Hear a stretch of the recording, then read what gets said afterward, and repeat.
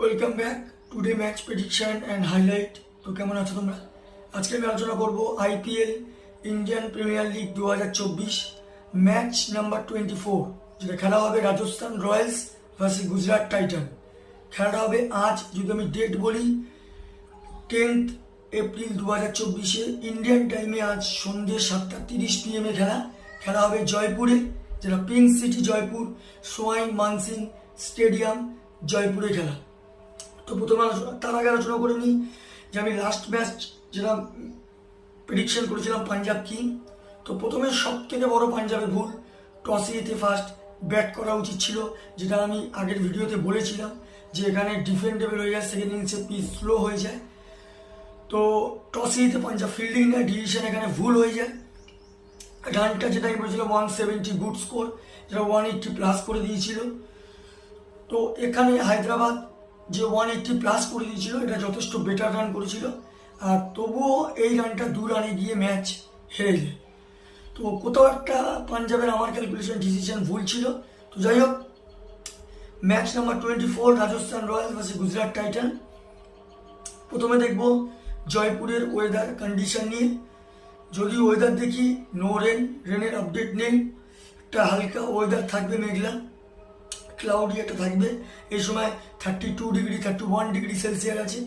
Pitch যদি আমি calculation করি, জয়পুরের পিচ এখন অনেকটা ডিফারেন্স হয়ে গেছে। টসে ফিল্ডিং নেওয়ার সব থেকে বেস্ট অপশন হবে, এর কারণ হচ্ছে পিচ গ্রাস পিচ হয়ে গেছে। আর সব থেকে বড়, সেকেন্ড ইনিংসে ডিউ আসবে 100%, ডিউ একটা ফ্যাক্টর হয়ে যাবে, যেটা চেস করা ইজি হয়ে যাবে। 200 পর্যন্ত চেস হয়ে যেতে পারে। তো এখানে একটাই অপশন, টসে জিতে ফার্স্ট ফিল্ডিং নেওয়া দরকার। রাজস্থান রয়্যালসের যদি আমি প্রেডিক্টেড 11 দেখি, Yashasvi Jaiswal, Jos Buttler, Sanju Samson captain cum wicket keeper, Riyan Parag, Dhruv Jurel, Shimron Hetmyer, Ravichandran Ashwin, Trent Boult, Avesh Khan, Nandre Burger, Yuzvendra Chahal.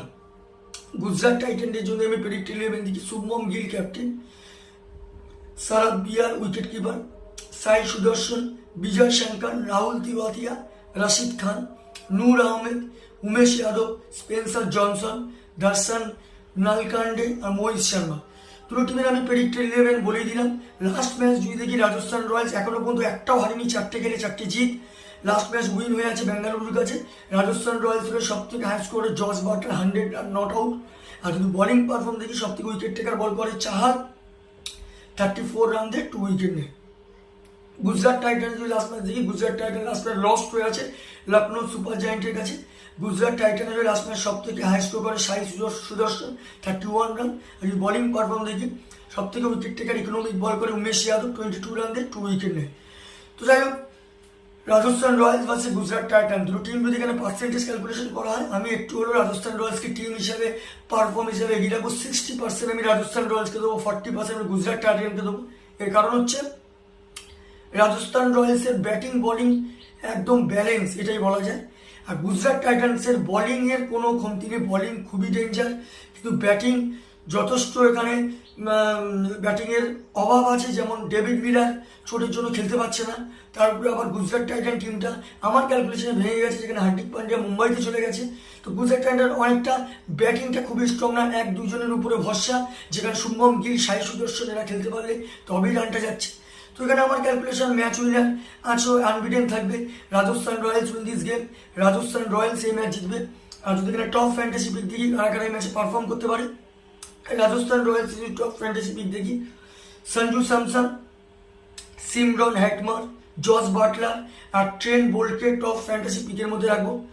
Gujarat টাইটানকে যদি আমি টপ ফ্যান্টাসি পিক দেখি, শুভমন গিল, বিজয় শঙ্কর, রশিদ খান আর মোহিত শর্মাকে টপ ফ্যান্টাসি পিকের মধ্যে রাখবো। রানের যদি ক্যালকুলেশন করা হয়, যদি রাজস্থান রয়্যালস ফার্স্ট ব্যাট করে, তো আমার ক্যালকুলেশন 180 থেকে 190 এবং 190 প্লাসও করবে, যেটা 15 কি 25 রান রাজস্থান রয়্যালস উইন হবে। আর যদি রাজস্থান রয়্যালস সেকেন্ড ব্যাট করে, তো আমার ক্যালকুলেশন গুজরাট টাইটান 170 থেকে 180-র মধ্যে রেস্টিং হবে, যেটা 5 কি 4 উইকেটে রাজস্থান রয়্যালস উইন হবে। তো ভিডিওটি ভালো লাগলে লাইক করো, শেয়ার করো, কমেন্ট করো আর সাবস্ক্রাইব করো। বাই।